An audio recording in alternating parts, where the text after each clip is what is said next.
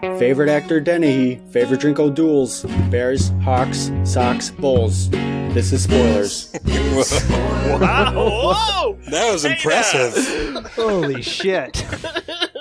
That's going to come into play a little bit later, guys. That's a part of the trivia. So don't Google anything about that. But yeah, this is spoilers. I'm your host this week. My name is Money Mike. I won trivia last week from Josh, right? Oh yeah. Yeah. Ching, ching, ching. Yeah, so I'm hosting this week, and I chose the movie First Blood, Rambo. And we don't have a full boat this week. There's a couple of fellas missing.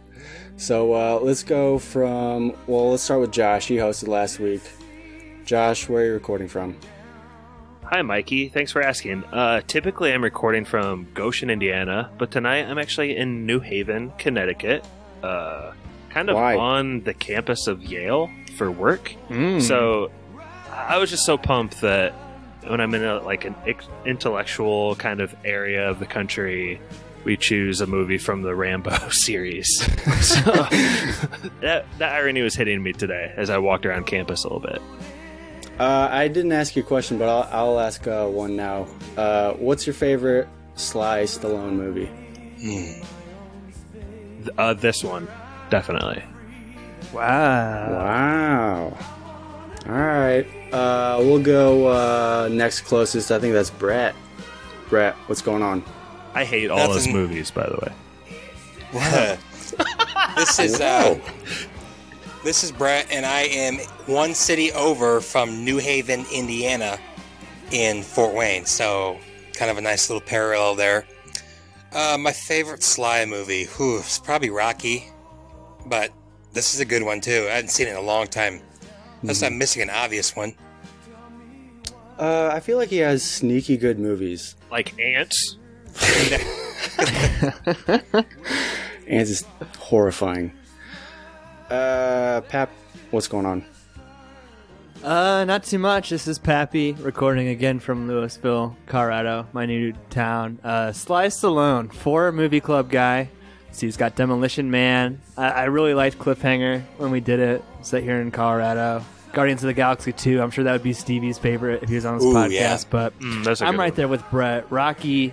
The first time I saw Rocky when I was a wee lad, I thought I could literally run through my house from from one side to the other through the siding of my house and everything. So no movie's ever had that pump up effect on me. So gotta be my all time number one.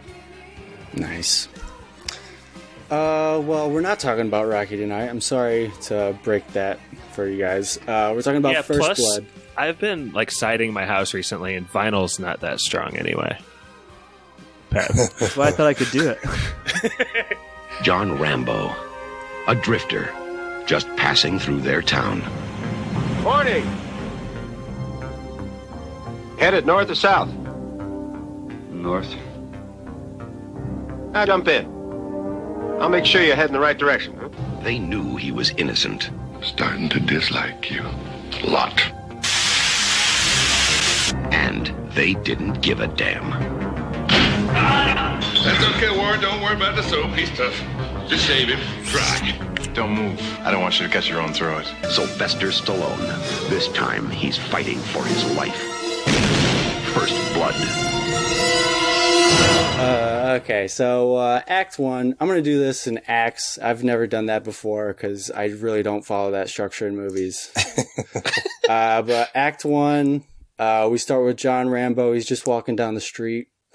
And he's on a quest to find his friend Delmar, who he was once in the Vietnam War with. He fought alongside. And he's walking to Delmar's house. And he meets, I'm assuming it's his wife. But Josh, what does Delmar's wife tell him about the situation going on there?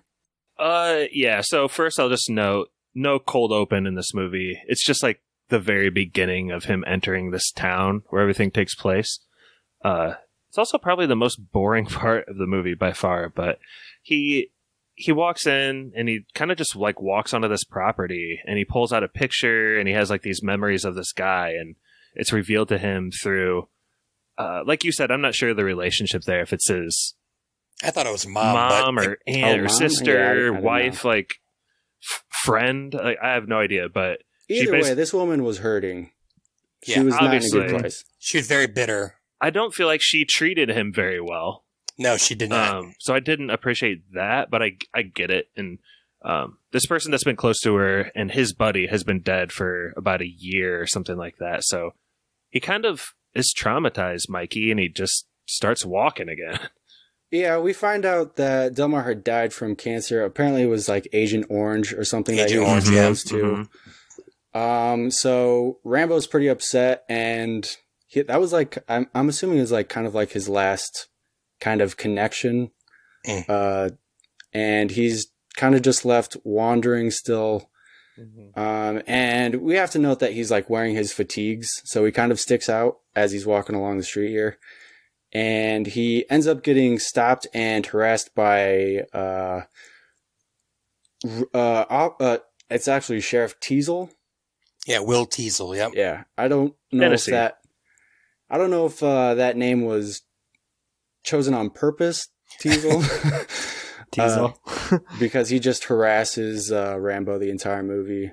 But he's played by Robert Dennehy, who does, I think, a really great job of just being just a horrible person towards he Rambo. sucks so he's bad. Just really Do you think sticking so, it to him the though, whole time. Mikey, for this first act? Honestly, Yes. I have in my notes in the first act that he's kind of rough and tumble, I guess, but he seems like he has, like, I don't know, good intentions to an extent. I could not disagree more. I think it's a blatant case of an abuse of power. Okay, stauncher Josh. Jeez. Blue Lives Matter, Josh.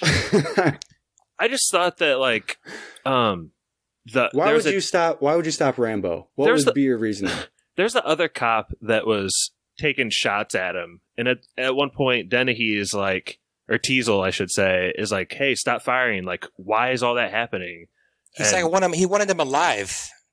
Yeah, probably to torture him some more. Oh. No, I'm talking about the very beginning of the movie where he's just getting stopped in the middle of the street for walking on the street. I thought there's a very telling line, and this movie does really great in like planting and payoff, but like his whole universe, Brian Dennehy, 2-movie club if you count South Park, Bigger, Longer, Uncut. He says that his job, he gets paid to keep the town boring, and like he is so obsessive in the fact that like and I think like another thing too is that it's not like mentioned a lot. This movie's set at Christmas time, and he lacks like any basic human compassion. Like Rambo just wants to get something to eat, and like he's kicking him out of town. Like his whole like mantra and mission statement is to maintain the status quo, and that anything that happened in like Vietnam, like those guys are like losers to him. Like he has contempt for him because he's a Vietnam vet, even. And that's kind of confusing to see. I feel like we live in a time now where we do respect the troops as a whole, as like a country, and so like to see them treating him like crap was really confusing to me, like as a sheriff's department. But I guess my point is Vietnam was different, man. Well, and he's Brian Dennehy in this movie. Teasle is also a war veteran. Like he has like medals in his office too. So like presumably like part of it is too. You know what I mean? Like he won the war he was in, maybe, and like Vietnam was more of a toss-up. So I think there's some of that bias too. Like the movie's showing us what happened to even like old veterans didn't respect Vietnam vets, I think is what the movie's trying to say. To Josh's point, though, he makes a comment about, "Hey, you better watch, or you're sending a weird message wearing that flag on your jacket or something," and it's like the American flag.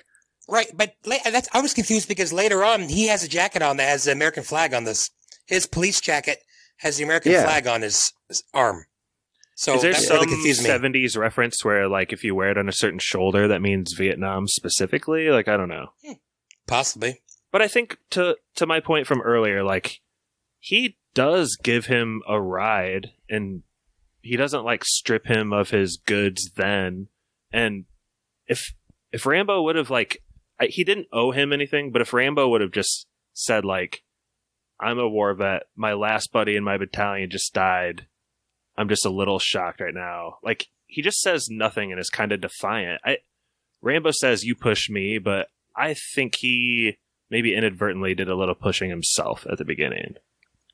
I really couldn't disagree more. And I feel like, I mean, we're all like pretty close to the same age. I know I give you and Brett a lot of shit, but like, you guys remember like 90s Vietnam vets? Like, you don't see them as much anymore, but like, that was like a thing, even to the point where in like Forrest Gump, like Lieutenant Dan was kind of like being parodied. Like, like that group of veterans, and thank God that we don't do that like anymore to those people. But it was kind of like a lost group, and I feel like it probably would have had to have started around the 80s. You know what I mean? Like, Vietnam was a long war, but like, it's kind of how someone could go down that path of not being respected. And I don't want to hype on that too much. It's kind of a bummer, but I feel it's like one of the main theses of the movie, right, Money? Yeah, for sure.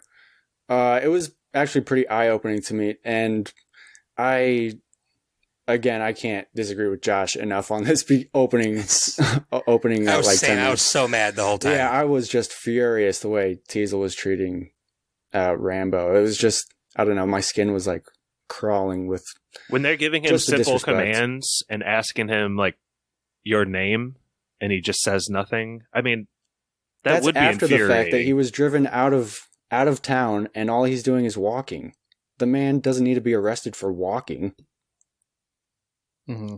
It's just it's infuriating. Well, I think it is too. Is like it's even more of a commentary on like, while like, you know, World War II directly affected the economy of the United States. Like it had a profound impact. But like when Vietnam and even like now when modern day wars happen, like, you know, middle of nowhere USA kind of stays the same. And like when you see Brian Dennehy like moving through the town, the movie's very intentional. Like it shows you a mom and a daughter.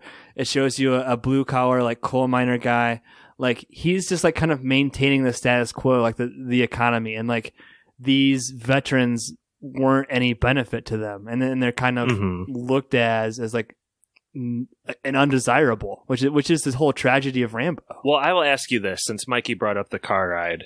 When Rambo is like a sneaky dude. When you're in the forest, he's the law. He gets dropped off in the wilderness. And if he really wanted to go back to that town, he could have easily gotten back. But he turns around and, like, with his chest puffed out, starts walking over that dang bridge again to, like, defy the police officer. But is that illegal? I'm not saying it's illegal, but I'm just saying to say that he didn't have any sort of, like, part of the altercation, I think is false. Like, as men, they're both sounds like kind you're of at succumbing each to other. a police state, Josh. No. Well, Josh, I want to ask you about the opening scene again, because not to backtrack, and this is, we got a lot of ground to cover, but like the opening scene could have easily been cut out of the movie and nothing would change other than it has a sub 90-minute runtime. Like, I feel like seeing that Rambo's last friend or one of his best friends has died totally like contextualizes that outburst. Yeah. You know what I mean? Like, if he just shows up like the driver in Drive with no context, then he might be perceived as kind of an asshole, but like we as an audience know where he's coming from. I feel like it's very essential in that sense. But you also find out at the end, like it comes all the way back to why he's probably acting like this. He's been like spit on. He can't even get a job like washing cars. Like nobody respects him. So he's not going to respect this guy who's not respecting him. I mean, I just, when they have Josh, him, to me it's like his options were to try to go back into town, get some food, or walk 30 more miles on an empty stomach. He probably hasn't eaten in a while. I mean, it's really unfair. Just to juxtapose it though, when he has a blade to his throat and he's like having those flashbacks and he snaps and he resorts to violence, like I forgive him for that immediately. But when it's just like his pride turning around and doing that, that's when it's not as forgivable, I guess. I guess I just don't see it as pride, as maybe stubbornness, I guess, if you want to consider those the same thing. But I think he's just hungry, man. Just wanted the sandwich. I gotta agree with Brett, which disgusts me to say. Hey! Just kidding. Well, for real, we have to keep going because we're only in the first 5 minutes of this movie. So yeah, he does get stopped, and Teasle finds a knife on him, so he decides to bring him into the station, and he's taken back to the station and booked, and he's actually booked by one of the guys from CSI Miami, the redheaded guy. If you guys, the guy, yeah, David. Oh. Yeah, can we David, play that right here? Just play that right here, okay? And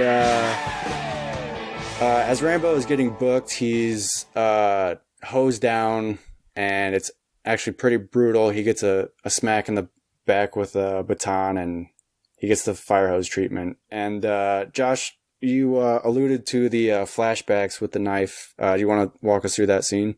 Yeah, this is when I started to realize this is a great movie. The walking part at the beginning kind of like had me checking the time, but my gosh, when they're like,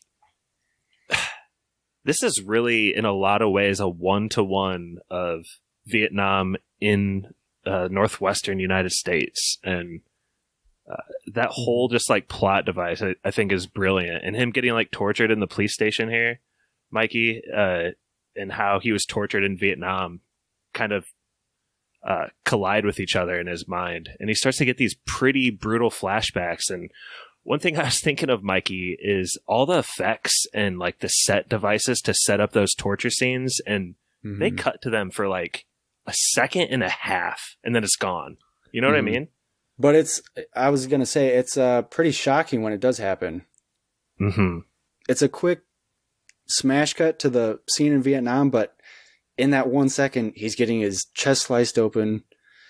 And just the scene before, the CSI Miami guy was like, Jesus Christ, where'd he get all these scars and stuff? He makes a comment about all of his wounds and scars, and he's all beat up. And then we see this scene of what actually happened to him in Vietnam, and it's really gruesome. Like, the effects on here in this movie, they're old, but I feel like they're pretty good. What did you think, Pap? Oh yeah, it was awesome. And like, to Josh's point, we talked about it a little bit on Vision Quest, but that was more done like in like kind of a weird way. Like you get like 5 seconds of like this other guy shoot training. Like, but Stallone had different facial hair. It was like a total flashback to like that time. And Brett and I talked about this a little bit on the Every Best Picture Reviewed podcast, but there aren't a lot of movies about PTSD, but it's like really hard to make them entertaining. And like, I don't know, Brett, like I posted this on Instagram, but like, where does this kind of rank in your pantheon of PTSD movies? I think it's like way up there for me. Yeah, I do too. But also, I think they focus on it a lot at the beginning and then a lot at the very end, but not a lot in the middle. Now it sets the plot going.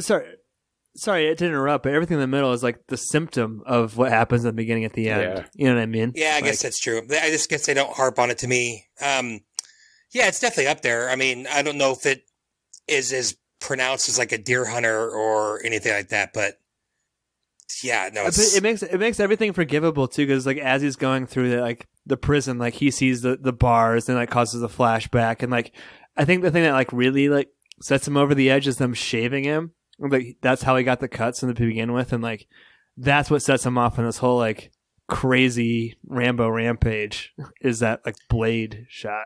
Mm-hmm. I'm gonna like use a baseball reference. This is how I feel about it. Like, to me, how they treated him and everything that happens after they treat him like that, to me, it's like a bunch of unearned runs for a pitcher. Like, there's an error, and everything after that is not on that pitcher. And I feel that's how with him, like, they pushed him into this. Like, they triggered his PTSD. And I'm not saying they got what they deserve, but to me, it's just... They're being overly aggressive, for sure. Yes, for sure. Yeah, and then, like Pap said, they hold a knife... It's not a knife. What are they doing? They're trying to shave him? Shave him to make him more a little presentable. Blade. Yeah, they're trying to shave him, and he has a complete, like, PTSD flashback flip out, and he just proceeds to destroy the entire police station and everybody inside. He goes through them like they were nothing.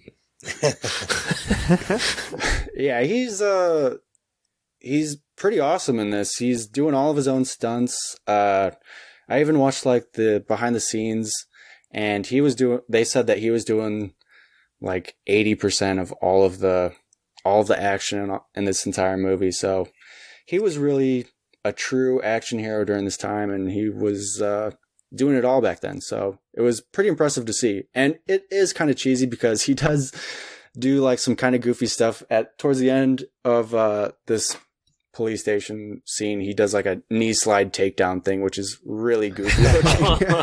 Yeah, but he does that swinging thing when he kicks Dennehy. That's really cool. Yeah, there's a lot of really cool fight choreography in this movie. Well, there's great planting and payoff too, because he's looking at the like weapon cabinet at the beginning of it, and like later on he goes to get a gun from there. But like, I would say the only like choreography or like action sequence that lost me is like this next upcoming car sequence. Like, even my fiance said she would give this 5 stars, but it's just a little bit silly when they're doing like these giant jumps and he's clotheslining people on motorcycles. Do you want to take us through the bike chase?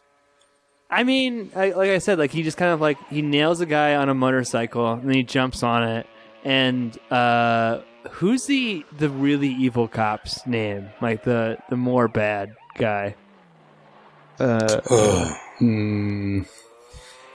So there's Brian Dennehy, and there's like his evil sidekick who's been his friend for a long time. But the evil sidekick's like literally like shooting sniper rifles in the middle of the street trying to take out Rambo. I think it's Galt. Galt. Okay. So yeah, and that's Galt's part like of shooting sniper rifles. That's also part of my point in this first half. Is I think the movie is trying to show Teasle as like kind of a good leader. Like he's a flawed man. Don't get me wrong, but he's like the guys look up to him. And really, if you're looking for like the bad guy, it's Galt character. Oh yeah, I mean Galt has like no moral compass whatsoever. But like Rambo takes out a guy on a bike, proceeds to ride it like up the sidewalk, and like he's almost like instinctively going up the mountain into the woods, like through the Christmas time city, back to nature where he feels most comfortable. And there's some stupid ass shots. Like, I'm not gonna lie, like if this movie has any flaws for me, it's like the jumping over the railroad track shot where like nothing is even making sense. Like, why those cars are that far up in the air? But long story short, Rambo ends up on foot far ahead of the cops. Yeah, Rambo takes off on foot into the woods, and he ends up finding an abandoned construction site, and he ends up gathering supplies because he was like stripped of everything at the police station. So I don't even think he has a shirt on right now, and he ends up like getting a canvas bag and stuff, and he's like acquiring stuff to make traps and to give himself some extra time against these cops. And the cops end up bringing dogs to hunt down Rambo out in the forest. Rambo is forced down to a cliff, and he's 1v1 a helicopter. And what kind of happens against this helicopter? Well, so yeah, he's going down a cliff. Did we talk about him jumping, like falling like 60 feet and landing on trees and like only getting like a cut on his arm? That's what he's about to do. That's after the helicopter, yeah. So, wait. The helicopter's going on when that's how he gets down. Yeah. Because the guy's shooting at him, the Galt or whatever. So yeah, he jumps off and gets up, and he's behind a tree hiding, and Galt's just shooting at him. And like, it's kind of like what Josh is trying to say. Is Dennehy, Teasle, Weasel, whatever his name is, he doesn't want them to shoot. I actually looked at Brittany and I said, this is something you can't do now, but you could do back then. Like, just shooting a criminal that's running, and then they're like, don't shoot him. I was like, okay, maybe you couldn't do it back then. So he's like shooting at him, and Sly grabs a rock and just chucks it at the helicopter, and the guy falls off and dies. It's pretty awesome.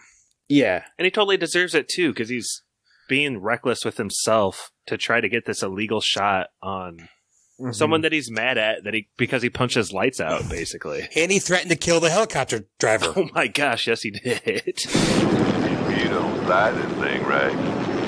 I swear to God, I'm gonna kill you. He's a bad dude. Like, I get it. He makes Dennehy look like, Gandhi or something, but I would have said Mother Teresa, but I figured Stevie was here. He'd launch into something bad about her. So Mother Teresa.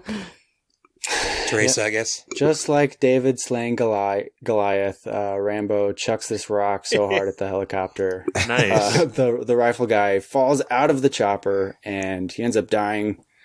And then Rambo goes and picks up the blue Fortnite rifle with the scope. And Yeah, it's the blue one for sure. he ends up running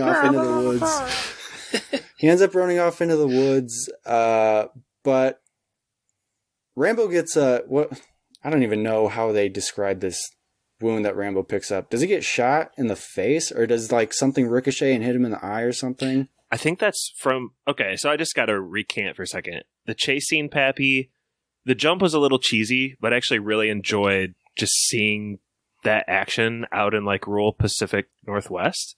And like, oh yeah, this scene, I thought it was cool because like usually when a hero jumps off a cliff and there's water beneath, they just like jump in and are safe and it's all cool. But he like bangs himself up down this tree, Mikey, and I'm pretty sure he like gets stabbed by a pine tree, and that's what he's got a large wound on his arm from. Yeah, he probably broke some ribs too. He looked like he's grabbing his chest, so stomach. Funny that you say that. In real life, in that stunt, he does break his ribs. Oh, so nice. they had to halt production. Whoa.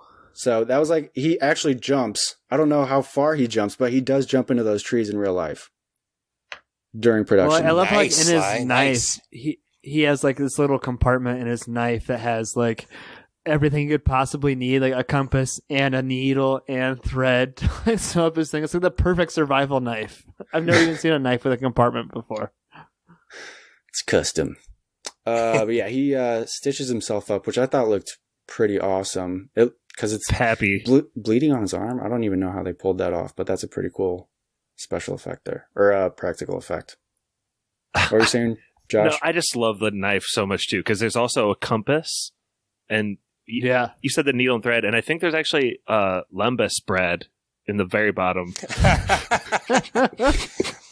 Well, he had his elfin cloak. That's what he got when he went into the woods. Mithril.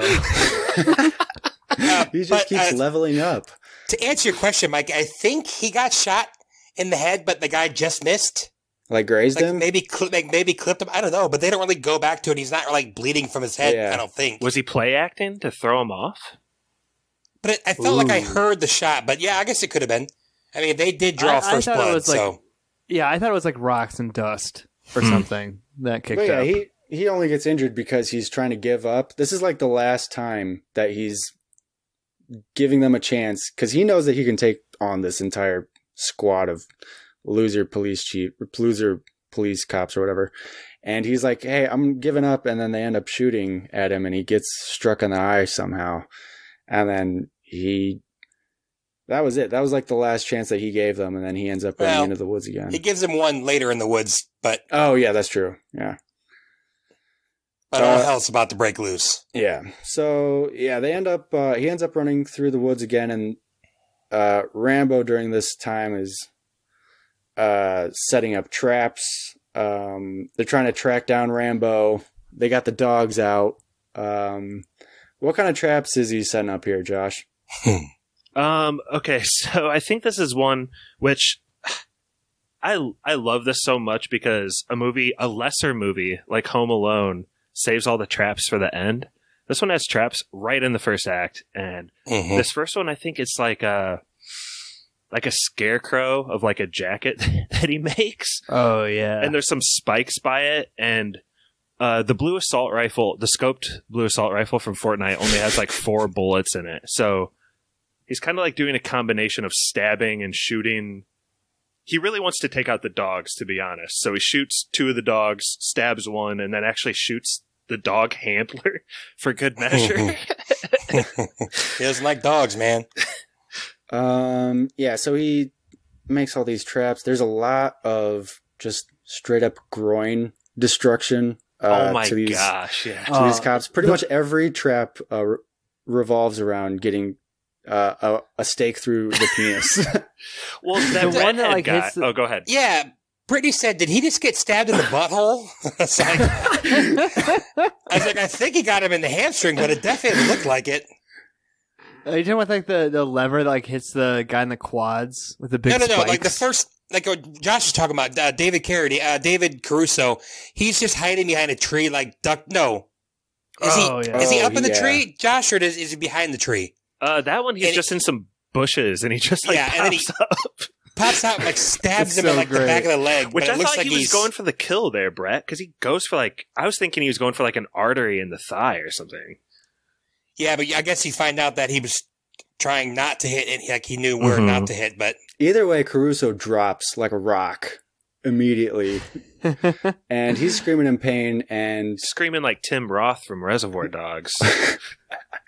He's attracting Ryan all sorts Gosling of attention from Nice Guys. Not quite. Well, kind of, yeah. I don't remember the second trap. He gets somebody, and then he gets him shot.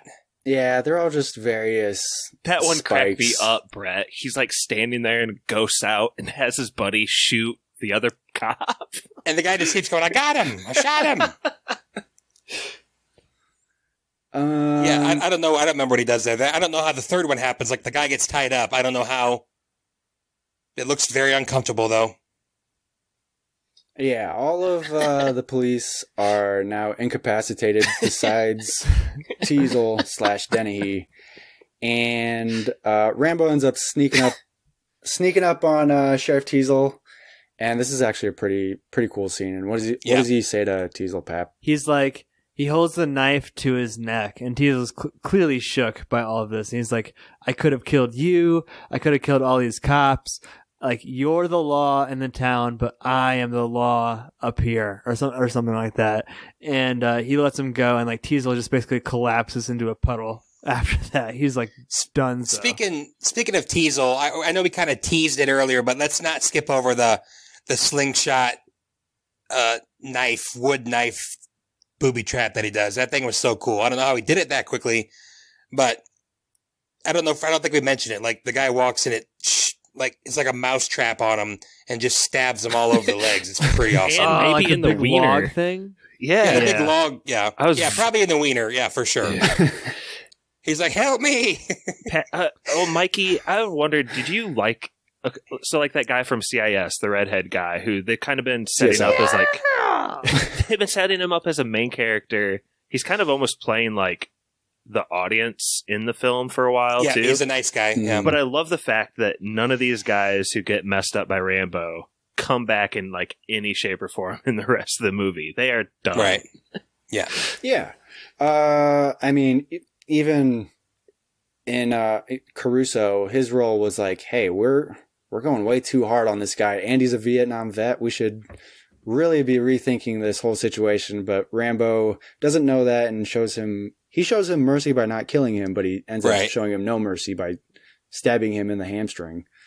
So at this point, they know like it's beyond that he's a Vietnam vet. He's like a Purple Heart, Silver Star, Green Beret, Congressional Medal of Honor. The top award you can get from being in the Army. Like, they should just back off right there and then from PR reasons. Like, what are they doing? Caruso was their last chance, and he doesn't make it.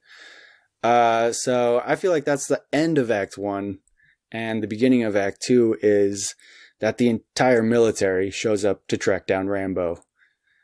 And we get to meet Rambo's mentor and commanding officer from Vietnam. And Josh, what is this guy's name and what's his deal? His name's like Professor Colonel Troutman.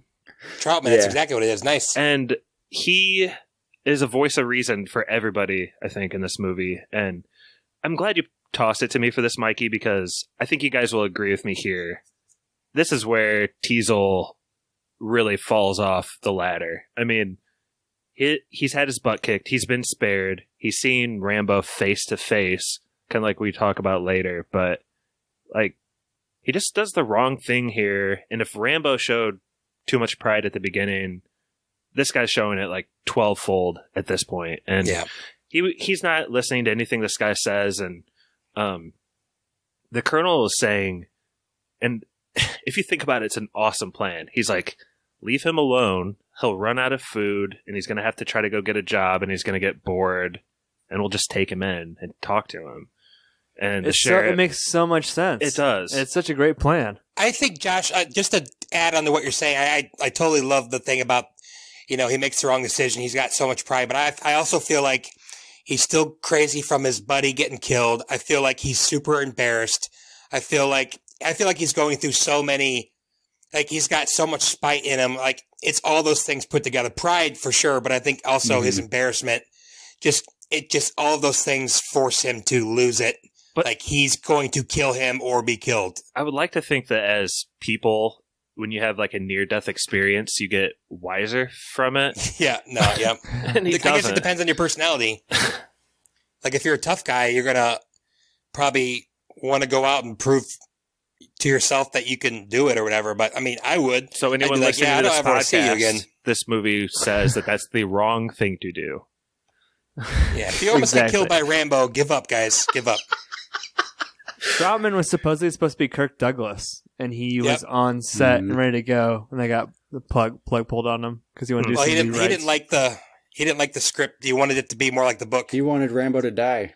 Yeah, and which would have been better. I like the way this ended, honestly. Yeah, Sly made a point that if Rambo dies, then this is in the behind the scenes, and it made total sense to me when he said it. And I thought it was really poignant the way that he said it too. It was, if Rambo dies in the movie, to the audience, it only appears that the only option a Vietnam vet has is death, is suicide. And he didn't want to put that out there because he thought that was a horrible message to send.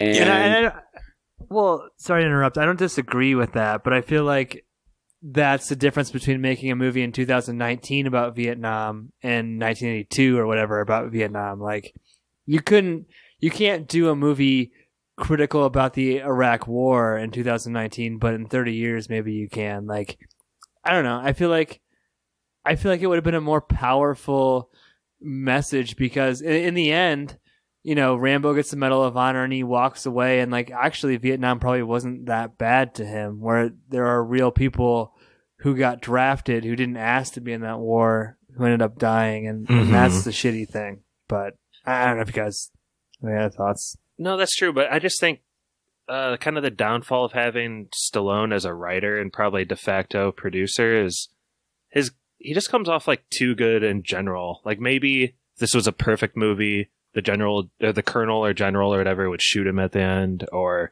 maybe Rambo would kill those guys at the beginning, because like the colonel makes a point of saying their training as far as Vietnam goes is kill first. Kill. Yeah, when in doubt, kill. And it's kind of unexplained why Rambo shows so much mercy throughout this, except for Stallone as a producer. He does make a point to say that it's all about following orders, though. It's not just blind killing, it's following orders. So, since he's a civilian, he doesn't have that. And Stallone admitted that he rewrote the script to make it more sympathetic. I mean, I guess the original script, he killed 16 people, so... And let me put on my cynical brain hat. At this point, there had been 3 Rocky movies. Stallone was reaping the benefits of becoming a franchise actor. I think if this movie was made for artistic purposes, someone would make Rambo die at the end. But dollar bills. I think he was aware that a sequel was a possibility, considering he had made 3 Rocky movies at this point. I agree, but what Mikey said is a really good point. They said they also tested it. They also screen tested it, and people absolutely hated the fact that he died at the end. I do not believe that to be a fact. I think that Stallone puts that out there, but I don't think that's true. You think they shot Rambo getting shot in the face or whatever? Dude, if he dies at the end, he doesn't even kill anybody. One guy dies on accident because he's a dick shooting at him in a helicopter and loses his balance. I think it just sends I think it sends a really bad message. Like, it sends a horrible message. If he dies at the end, all the cops got to do whatever they wanted to do. They pushed this guy to the edge, and he, like Mikey says, he doesn't kill anybody, and then he dies at the end, and he gets no redemption. I don't like it.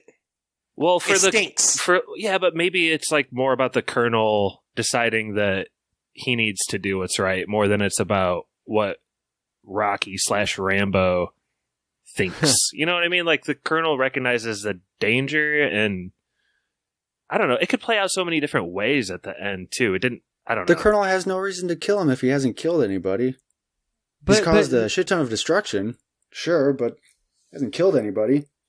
That scene was shot, to your point, Josh. And my only thing is, like, a lot of people did die in Vietnam for no reason. And I do think that, like, Stallone made the right choice, considering there's, like, however many hundreds of thousands of Vietnam vets in the United States when this movie was released. But, like, I think given the context of time, it's a more powerful, poignant message. Is like, what did those guys actually die for?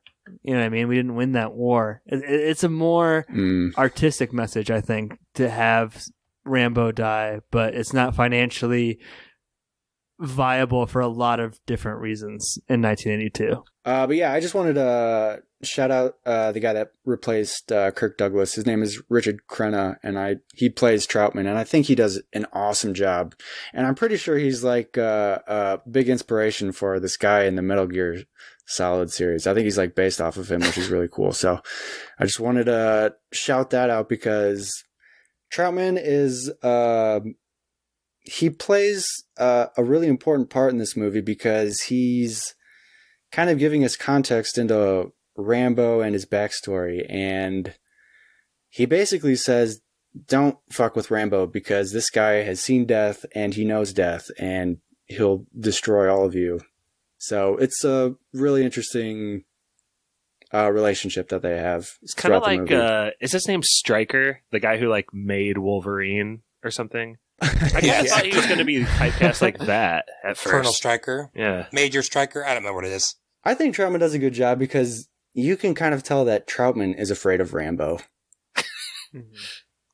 Well, it's thrown out there as like an IMDb fact that it's supposed to be a Frankenstein's monster kind of similar storyline, right? Like the U.S. government made this monster, and now they have to send in Dr. Frankenstein to reel him in. Yeah, but Frankenstein was based on the Wolverine Stryker saga.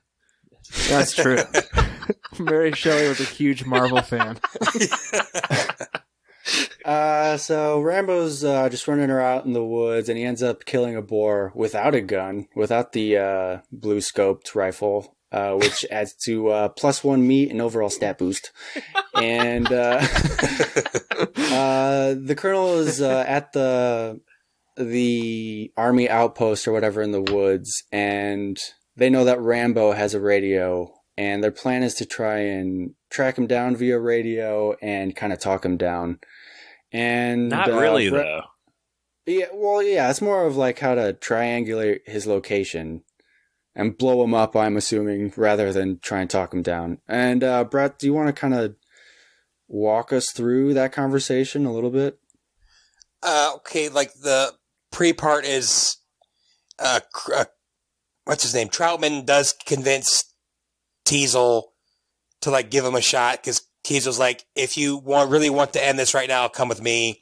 And they talks to him, and he just kind of... No, that's wrong. What? I just think that's wrong. I think that this is like the nail in the coffin for Teasle for me. He takes everything that the Colonel says to him, and what he takes out of it is, come help me betray Rambo. Sneakily, the guy who just, like, spared me.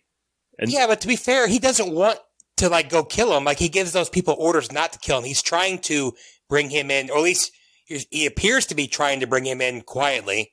And he is going to use Troutman to do that, but I don't think he's using Troutman to find Rambo so they can blow him up because that's not what he wanted. I thought he was. Well, it's always part of Troutman's messaging too, right? He's like, "I'm not here to save you from Rambo. I'm not here to save Rambo from you. I'm here to save you from Rambo." Like he's trying to present himself as the buffer between him and this town.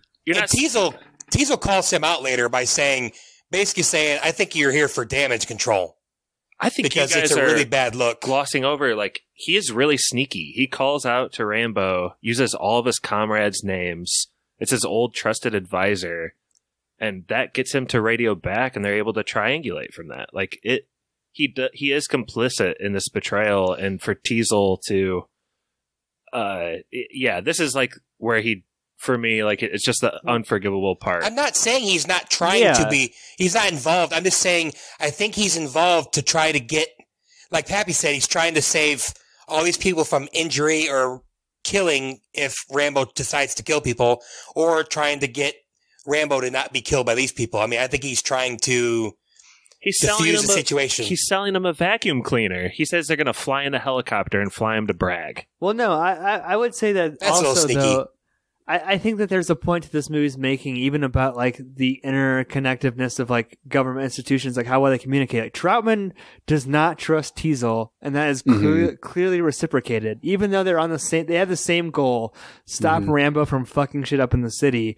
They could not be like more like morally or like theologically opposed. Like they're going at it, even though they both want to stop Rambo, and like. They don't trust each other. I think that's like a point the movie's making, is like cops and military don't always even get along, even though they're both working for Uncle Sam. That's like a major point. Yeah, there's a lot of different moving parts. People have different motivations to try and get Rambo. I mean, even during the helicopter scene, we have to acknowledge the fact that Dennehy was like, "Hey, don't shoot." He even says, "Don't shoot." When Rambo is giving up. So I don't know. I feel like maybe Teasle's motivations flip-flop back and forth, because in Act 3 it feels like he definitely does try to kill Rambo. So I think it's this moment though where he betrays him over the radio. Maybe you can talk him into sparing all our lives by giving himself up. I can try. At least we'll get a radio fix on his position, if you don't mind setting him up for us. Setting him up for you? It's like bringing the pigeons to the cat. Covey leader calling Raven. Come on, Raven. Covey leader calling Raven.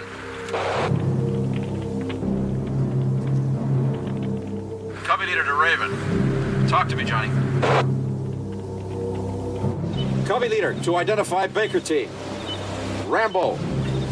Mesner, Ortega, Coletta, Jorgensen, Danforth, Barry, Krakauer. Confirm.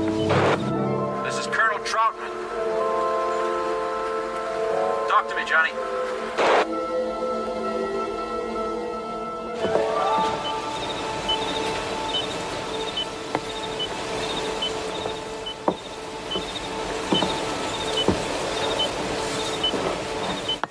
Sir.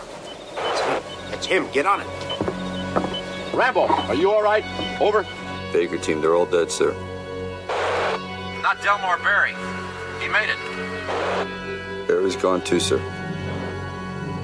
How? Got himself killed in an arm. Didn't even know it. Cancer ate him down to the bone.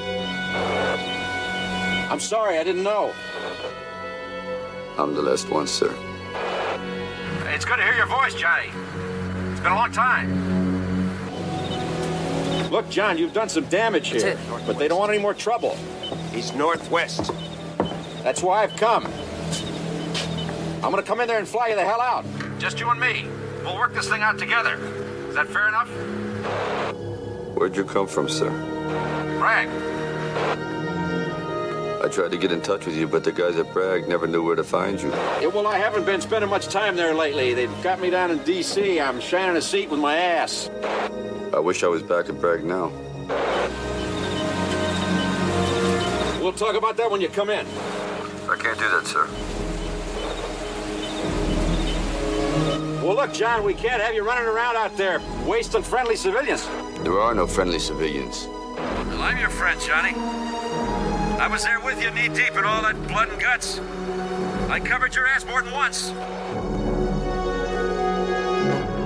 Seems like bailing you out of trouble's getting to be a lifetime job for me. There wouldn't be no trouble except for that king shit cup. All I wanted was something to eat. But the man kept pushing, sir. Well, you did some pushing of your own, John.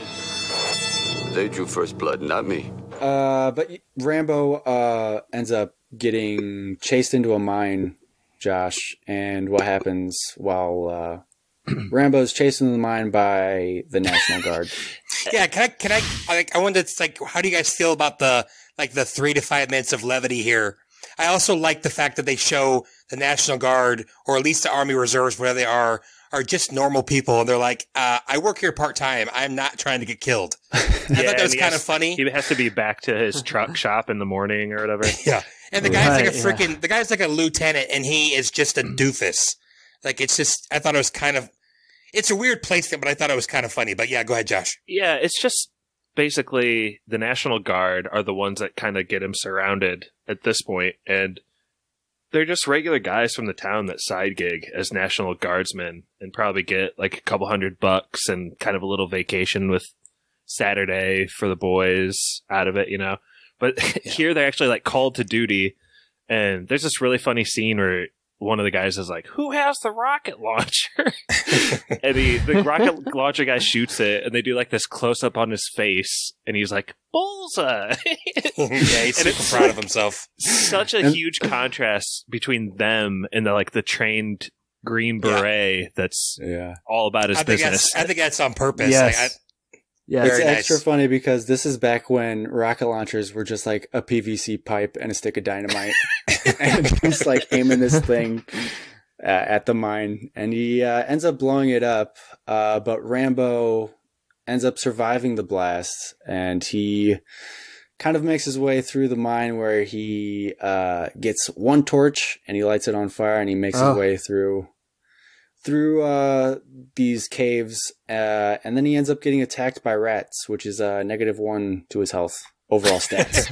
What was that? It's a disease. What was that for, Pappy? The rats. Ugh, it's so gross. No, before that, when he said the torch, he went, ugh. No, I was already thinking of the rats. Like, that whole sequence is just defined to me by the rats. As soon as he goes down there, there's not a lot for him to do, but then the rats show up. It's like, oh God, I can't. It's I'll draw a lot of parallels between this and another Money Mike pick, Die Hard, another great action movie set at Christmas time with a lot of shitty sequels. It's like John McClane walking on the glass, like that him walking through the rats. It's not necessarily a violent sequence, but it's very disturbing. It really got me. Mm-hmm. It made me think of the last violent rat scene we had. I think it was Too Fast, Too Furious, where they put that like bucket with the rat on it. Yeah. Have you listened to Spoilers Rat Casts? Hashtag BB Spoilers Rats playlist on SoundCloud. Yeah, I think it's a great scene. He has like 6 rats on his back, which he somehow doesn't feel until he walks for like 10 feet with these rats on his back, and then he shakes them all off, and he's ends up climbing up out of this cave. It's a mine or something, and he ends up making it to the surface. And I think this is where I would say Act 3 begins, because this is where Rambo makes it out of the mine, and the first thing he does is he ends up hijacking a military truck. And Pap, what does he do with this military truck? Well, another callback to Money Mike pick, Raiders of the Lost Ark. Yeah. Movie that's often confused with having the protagonist in the title. He hijacks a military truck. And, very nicely. Yeah, and tells him to look at the road. Don't look at me. You might cause an accident. And he basically is taking this back into town now with a full stock of weapons, which Rambo is very deadly with. I love when he's like, "What's in the back?" M16, and Rambo just like nods, like, "Yes, I can ruin stuff with that." I just like how he's super friendly to the guy. Like, he really wanted to put the guy at ease. Like, basically, like, I'm not going to hurt you. What's in the back? What's your name?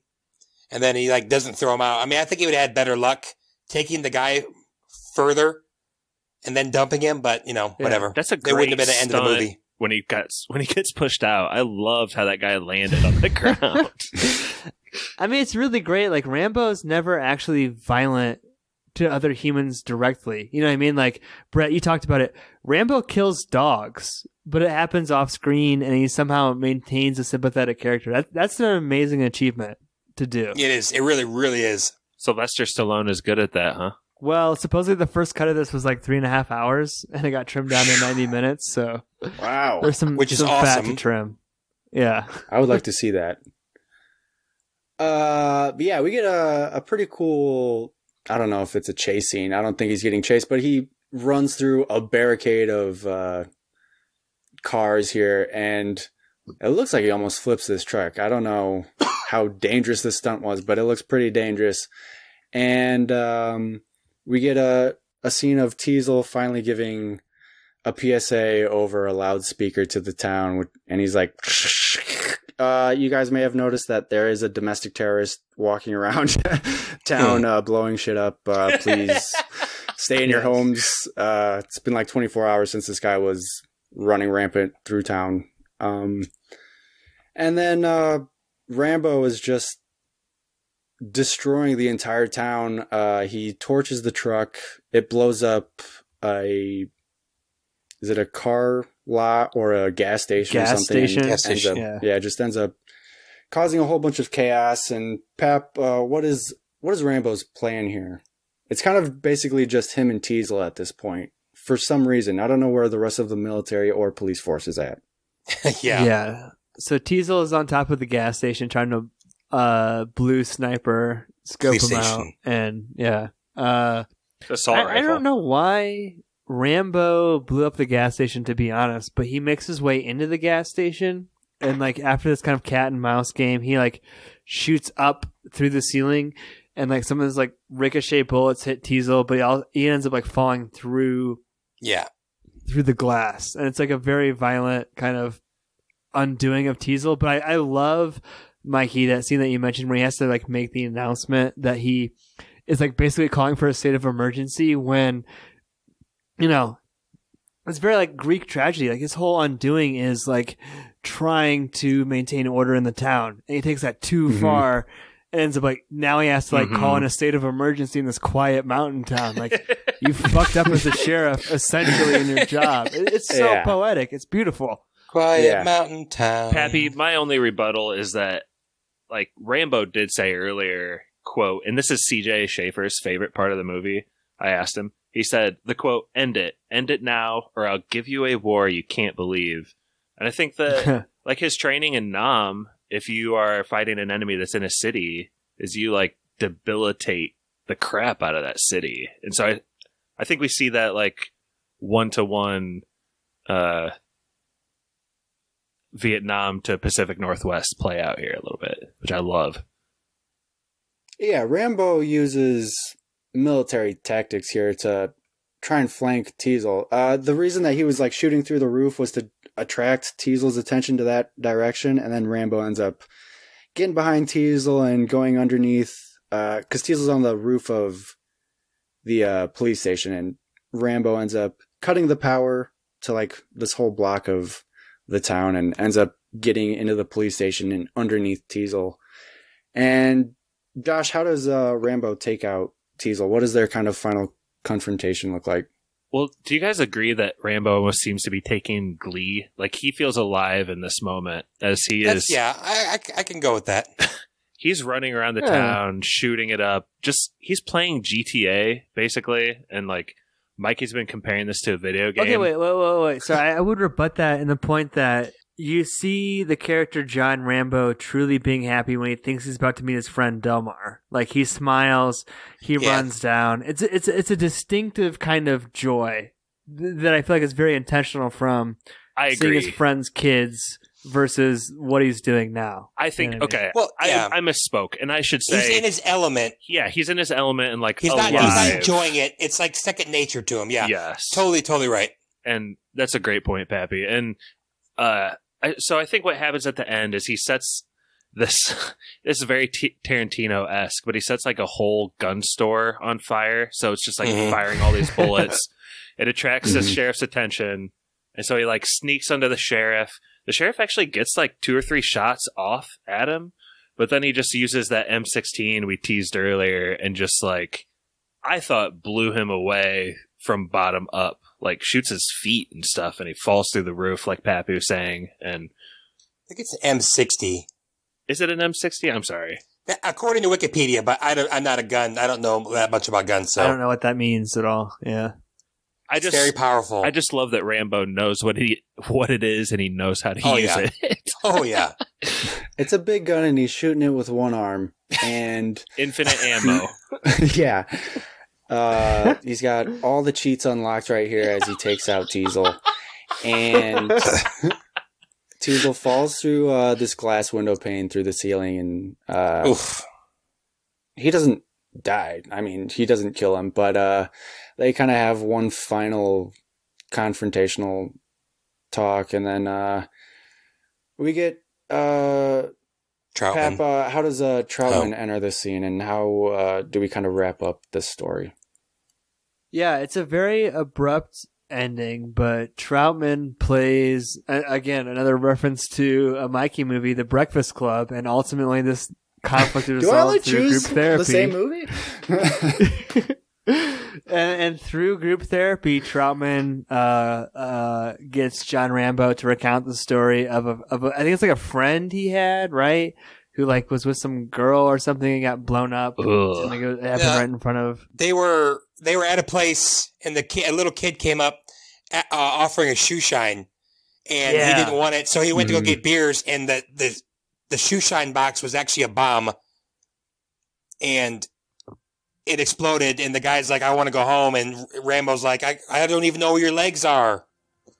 Like, that's a really good scene. Like, I needed subtitles. I didn't have them, so I missed a lot of it. It reminds me a lot of the... It was really hard to listen to and understand. Yeah, get your fucking shine box. But ultimately, through that like breakdown, Rambo like becomes actualized, or like I don't even know. I feel like there's like a kind of larger point, like in Breakfast Club, like he's trying to exorcise his demons, and Troutman's able to control him through that, because it literally just like he tells that story, he weeps, and they walk off. End movie, roll credits, play that music. It's a crazy ending. Pat, did it remind you of the scene in Rocky where Mick's trying to get him to allow him to train him, and then he goes in that little thing where he's kind of going nuts and he's like losing his mind, and then but he, as soon as he gets that out, he goes and tells Mickey, "Yeah, I want you to train me." So it's kind of like remind me of Rambo. As soon as he got that out, he was like, "Okay, let's go. I'm ready to go." Well, I think the important thing is like, how do you get something out in the real world, and that's therapy. Yeah. So I hope that's something that came across when this movie came out, and people that watch it now is like, yes, you need to get things out, and it's okay to get therapy. Rambo should have had therapy. Yes. And again, like I did shit on this movie for being, like placating to the populist Vietnam, like actual veterans at the time. But like, if it could have done anything right, telling them to get therapy is the best thing it could have possibly done. It's kind of beautiful, actually. You know what I mean, as far as messaging goes. And just one point at the end here, Pap. You said you thought Rambo, it would have been more artful if he died. I actually thought it'd be more artful if Teasle died. Like, he went full Galt at the end, and I feel like he should have paid for it. I think it's almost better that he didn't die, because he has to live with that shame forever. That's true. That's another good point. He failed, Sorry, go ahead. Yeah, after Rambo is taken away in handcuffs, that's pretty much the end of the movie, and roll credits. So... Roll 80s jam. Yep. If you guys have any other last final thoughts... I have two, but it'd probably be too long to do my yes or no, but one shot that I really loved, and I didn't quite remember what it was, so I didn't bring it up, but like everyone's walking by to try to find him, and then they walk past the camera, and then he pops up out of the water. Great. So awesome. Yeah. Like absolutely great. The second thing, I didn't think this while I was watching the movie, but I was thinking about it. We were talking about the National Guard compared to Rambo. Like, they're in it, like Josh said, to get some extra money and blah, blah, blah. And, this is Rambo's life. But I like Rambo's super struggling after he got back from the war. And when he's talking to Troutman the first time, he said, "I went to Bragg to see you and you weren't there." And he says, "Oh, I'm in Washington." And it's kind of like a big contrast with, even though Troutman talks the whole time about, "I was with you in the muck and blah, blah, blah." He was a higher up person. He probably wasn't really there that much. And when his career's over, he gets a bureaucratic job in Washington. Yeah, he's protected, he's respected. And they, people like Rambo, are thrown into the trash. Again, that goes to your Vietnam thing. Brett, does that dialogue in that scene, which I think is extremely well written, does it remind you at all of A Song of Ice and Fire, when it's like I look for you on the trident. Yeah, you weren't there. We did not bend the knees easily. Yeah, I love both of those scenes. Tower of Joy. Sorry. That's my favorite thing ever. I have a question about the very, very end. Do you guys like movies that end on a freeze frame? I don't know if we've covered that on spoilers. Rocky? And that's just like what about Breakfast Club? Rocky? Breakfast Club? But I just mean that. Have we talked about that specifically? Like, is that a good thing? I mean, how else do you want this to end? Do you want it to go through the litigation of Rambo and no, just black at a trial for war crimes? Just black. I can tell you how I wanted it to end. And I'm not a director or anything. I would have liked him to continue to go, get in the car while the credits are running, and then they start driving, and then it just stationary camera and watches the car and the cavalcade and the lights just keep going and getting further and further in the distance, and then it ends like that.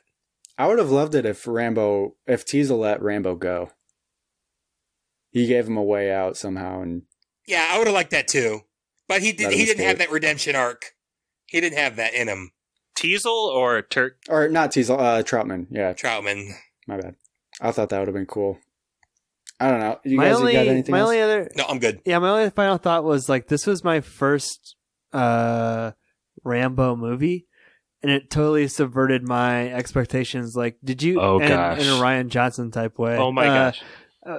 Real quick, I mean, like, what's your guys' experience with, like, the Rambo franchise? Like, we didn't really set the stage there. This is my Not very much. first. I was actually going to have a quote in my yes or no from about that, but it's Stevie said it perfectly. It's like this movie is Rocky, and Rambo 2 and 3 are Rocky 4. I kind of teased it at the beginning when I was like, "Oh, I'm near Yale and I have to do like a dumb American movie like Rambo," but it's almost like that Bruce Springsteen song.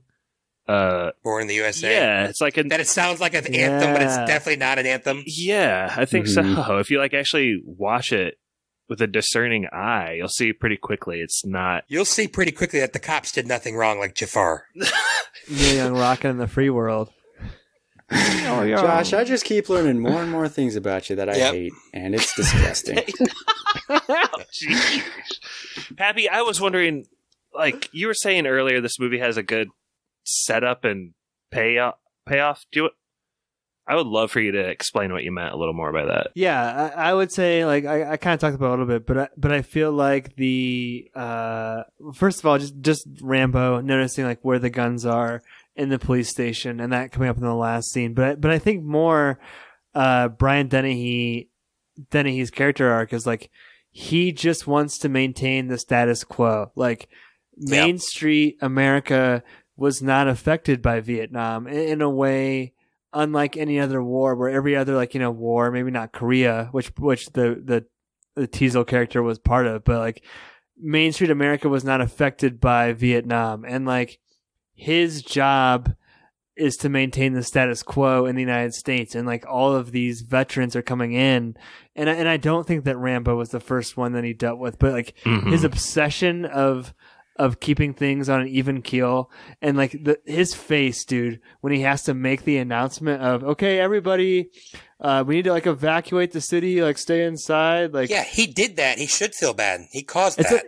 It's a total face of surrender. Yeah. But it's like, again, it's a Greek tragedy. His pride is his downfall. The thing that made him great as a cop for a while ended up leading to him, like falling down. It's brilliant to me. I want to tread on this really lightly and go really quickly, but I thought they did a really good job of not like bringing politics in it. Like, but are we like supposed to think this is since it's Washington, it's kind of a people that were against the war and more like a liberal thing, and he's represents, like, is that kind of what it's supposed to be? Like, that's what I thought about the whole time, but it's also maybe like a small time thing. And I'm really glad they didn't make it political, you know, like, but that's kind of how I always felt about it. Like Washington, very liberal. They were really against the war. I don't know. What do you guys think about that? I guess I never thought about that, just because I don't know the politics of back then, especially. Right. It could have been a coincidence too. Like maybe they picked Washington, like you guys love using. Like Pappy's a huge fan of using the background of places like for free. You get to. Mm-hmm. Like in Minnesota, you said you go around and shoot Minnesota for free and use it Right. I mean, it's beautiful shots in this Washington. So yeah, that'd be a real interesting twist to have Teasle be a liberal, like a Democrat or something, and he's really just trying to keep the peace, and he's really doing all he can to. I don't know. Again, I'm not saying it was like that. I'm just saying. No, I know what you're saying. If you try to interpret it in 2019 standards, right, for sure. Yeah. I don't know what Washington was like in '81. I imagine it was still pretty liberal, but I have no idea. My reading was never left versus right. It was always kind of small town, and moreover, importantly, how veterans of war were received for a long time. Yeah, that's like what you said. Dennehy was probably in Korea or maybe even World War II, and he's super respected. And he probably didn't do a quarter of the things that Rambo did, and Rambo is just spit on. So it is really how World War II veterans are treated compared to Vietnam. You've been saying it. I mean, it's pretty perfect. There's a lot of really cool things in this movie that you don't think you're going to get with a Rambo movie, but it's just amazing. I'm done. Well, I guess we should go into yes or no's. We'll start with Josh again. Josh. Okay. I think this is a perfect role for Stallone because he barely has to talk at all. It forces the visual storytelling of the movie, if you want to look at it that way, to be excellent. And the way they show his flashbacks and his resourcefulness in the woods.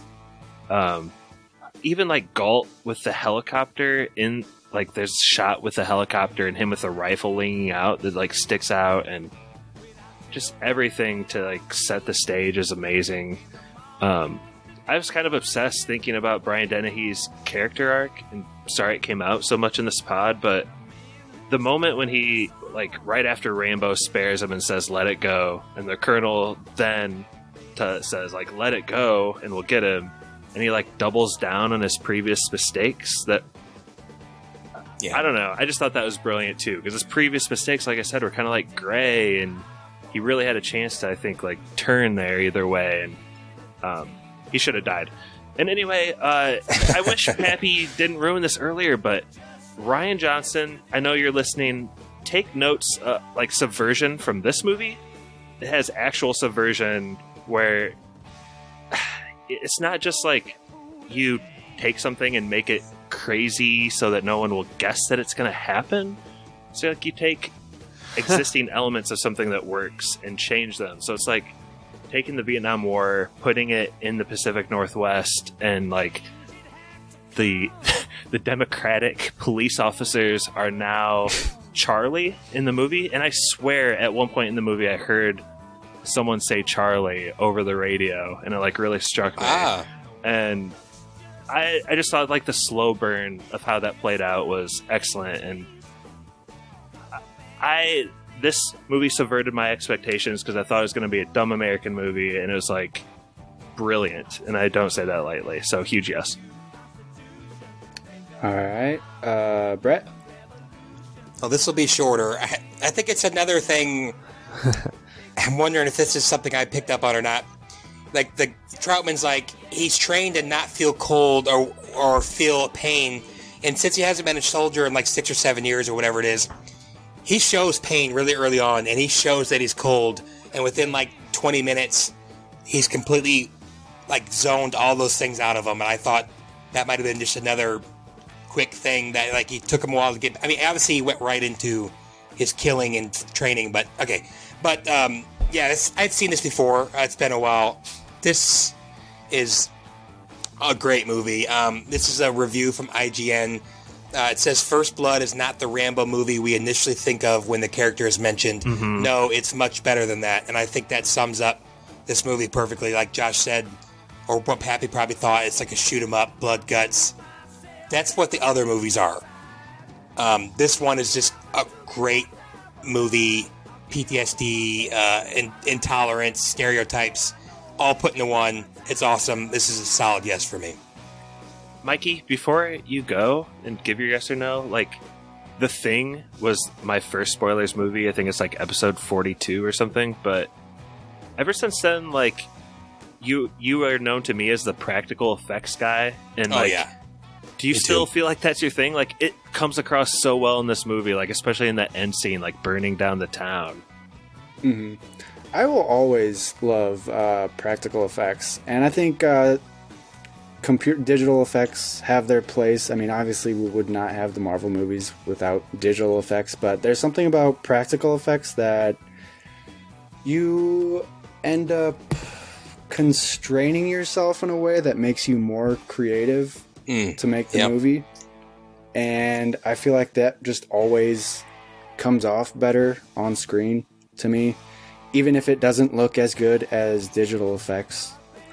And I just always appreciate practical effects because that's where real, like, I don't want to sound pretentious or anything, but it's like real filmmaking, like real critical thinking of how to create this scene or this effect, or how to pull off this shot in a way that a computer just wasn't capable of doing at the time. And I mean, obviously we can do anything with computers now, it's so easy, but there's just something when you know that or even just like a blending of digital and practical effects is so much better than just straight up digital effects. Fury Road. The prequels. Fury Road's a perfect example of mostly practical effects that use digital to make it like the best. Mad Max Fury Road. Good. Isn't Zodiac Killer and like some of David Lynch's stuff kind of like that too? I don't know. Is Pappy alive? I know I'm still here. Zodiac is more like CGI than you think. There's a lot of sneaky CGI. Yeah, shots. exactly. David Lynch is a little more practical. But can I give my yes or no? Yes. Yeah, Go. hard yes. Like I said, one of the best sports movies we've ever done. I think it's better than Die Hard. One of my favorite action movies of all time. It is complex.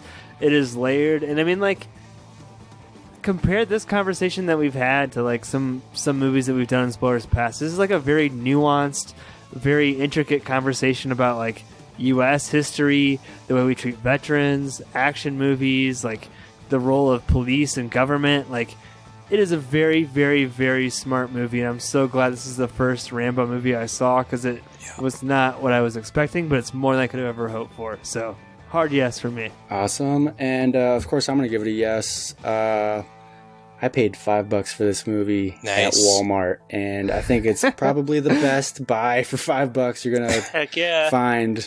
And it just has a lot of things going for it, like the message that it tries to portray, and even the book that it was based on. I wrote this in my Letterboxd review, but the book that it's based on was really at the forefront of like naming PTSD. It was like literally the first recorded evidence of like this is a problem for veterans coming back home, and it's really eye-opening, especially for the time, and it ends up being way more poignant than you think it's going to be, while still having all of the action that you are expecting from probably the trailer that you're watching.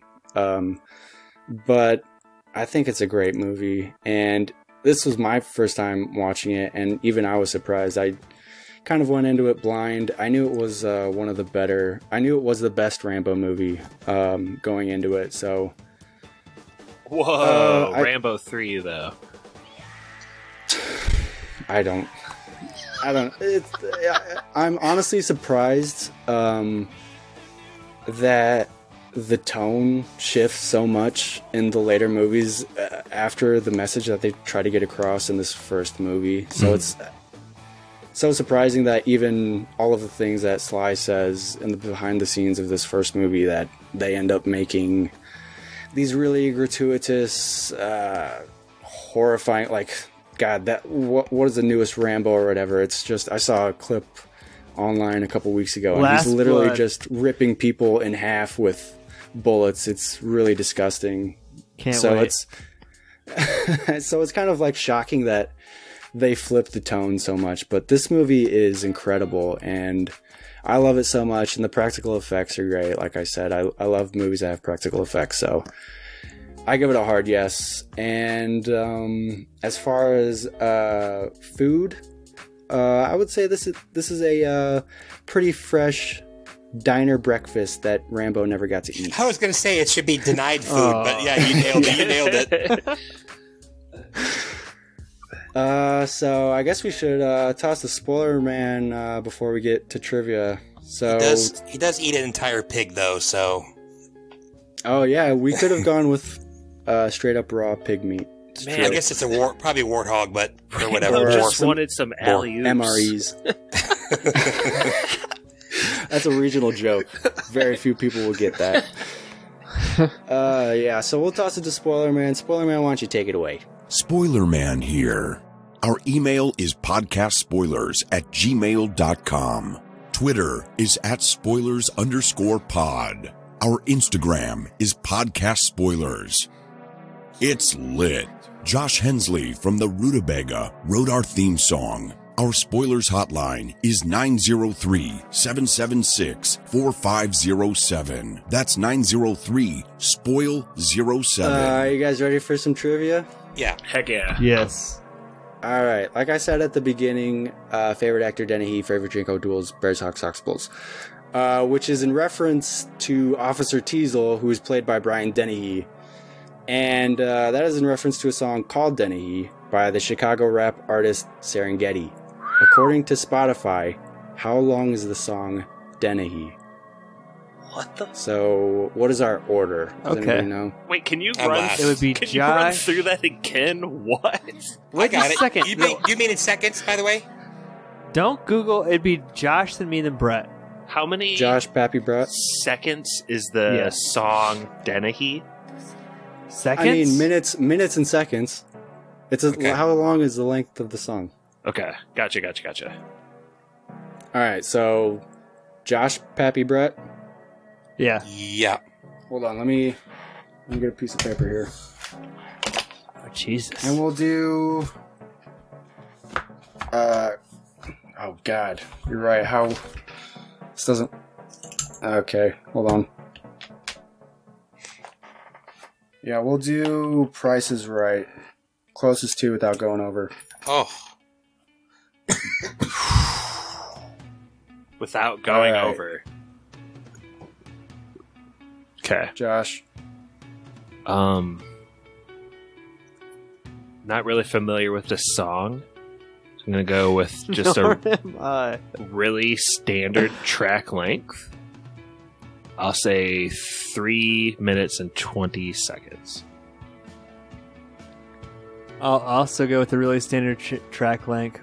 4 minutes and 20 seconds. Blaze it, Dennehy. Brett, do 69 minutes, buddy. Come on, please. I just feel like this song is either really short or really long. Blaze it, Brett. No, I'm going to go with The Worst Day Ever, 421. I hate you. And I said Price is Right rules? Yeah. Josh is your winner. The answer is 4 minutes, 12 seconds. How much was it? 4:12. Unprecedented. Wow. I was so fucking close. Yeah, you were. All right, Josh, you need some time? I already tossed the Spoiler Man. I kind of screwed up the order there. I think Spoiler Man has a few more things. You know what? I'm going to take this time, Josh. You think of your movie. I want to shout out the listeners here. So all of you dummies out there, tell your friends to listen to us. And send us some emails, because I want to read some emails. We never get emails, and I want to read some. Pap, do you have anything to plug? Any Big Dumb Movie shout-outs? Yeah, shout out to the Big Dumb Movie Podcast. We did some crossover episodes on there. It's my favorite movie podcast, second favorite being Spoilers. So, you know. Spoilers is my favorite, but, you know. Josh, hopefully that was enough time. Shout out our fans. Josh, pick whatever you want, but, you know, shout out our fans. Yeah. What do you mean? Go ahead. It's your choice. It's your movie. Pick it. Oh my god. Hold on a sec. Los Enchiladas 2. Dos Enchiladas. Oh yeah, I'm ready. All right, what you got? So one of our most popular series we've ever done has been the Fast and the Furious, and I think there's something kind of to sticking to a series. But there's also something... It's a fake out. Watching for it. You'd think I'm going to go Rambo 2, but if you remember in the Fast and Furious, we went straight to the third movie, and I teased that earlier, Rambo 3. Oh, God. So, don't fall for it. To Pappy's delight, I will not choose Rambo 3. Subvert expectations. I'm so sorry. I'm wasting everyone's time. After you've won 3 in a row, I figured it out. Yeah. So, third one in the row, I have no excuse. We have a fan on Instagram. I always butcher his name, Afura or something. But I told him I'd pick a King Kong movie, and my favorite one from my childhood is King Kong vs. Godzilla. Mikey, yes. I think it's kind of long. Time. I think it sucks, but I think we're gonna do this. King Kong vs. Godzilla, 1962. God, Brittany's my favorite Godzilla movie from my childhood. My favorite. Really? I had the VHS tape. Yes. I loved all Godzilla movies when I was a kid. Were there a bunch of copies of this VHS like sent directly to the Elkhart area or something? More than likely, yeah. They dumped them. They flew overhead and just dumped them on Dunlap. This was actually a Vietnam War propaganda tactic. Agent Orange. All right, so it's Godzilla versus King Kong? Yeah. All right, that's coming up next week. Stay tuned for that. Josh is your host. If you guys got anything else to say, I'm done here. You guys are good. Thumbs up. Anybody has anything else to say? All right, that's enough. This was spoilers. Kill Bill.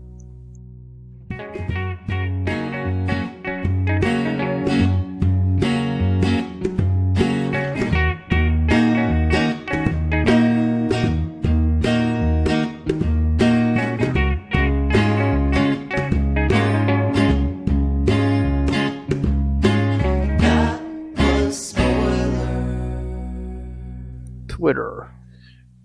There's such a thing called bad audience, and it's like, I think it's defined as people who watch The Sopranos just for the hits.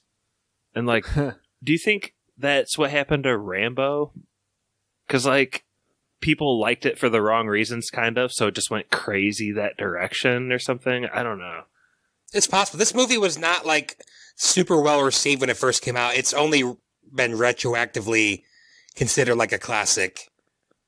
Well, I feel like, imagine if you were born in like 98 and Live Free or Die Hard was your first Die Hard movie. Oh, that would suck. Experience. That would suck. Yeah, it would totally taint your opinion on the franchise. Like, Ooh, imagine watching Rocky 5 first.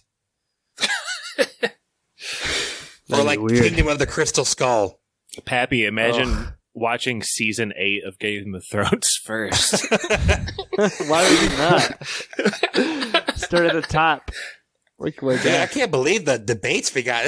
That was like a insane podcast. Yeah, that was not going the way that I expected it to, but it ended up being pretty cool. That's pretty much the best podcast. It was pretty darn good. We've had 2 amazing weeks in a row with this foursome. Let's go. That's what happens when Jordan doesn't make the podcast. We get some really good stuff. Will Stevie ever get internet? Who knows? Tune in next week. Rambo 2. They drew first blood, not you. Wait, what? They drew first blood.